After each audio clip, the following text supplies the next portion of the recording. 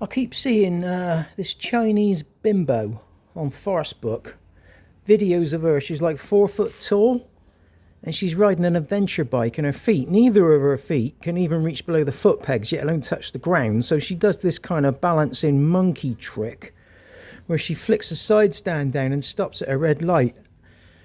It's completely and utterly ridiculous, but you've got all these simps in the comments going on about how wonderful she is, blah, blah, blah. And then the other lot going on about how you can't start a bike with the side stand down and in gear. Well, blowflies, you can.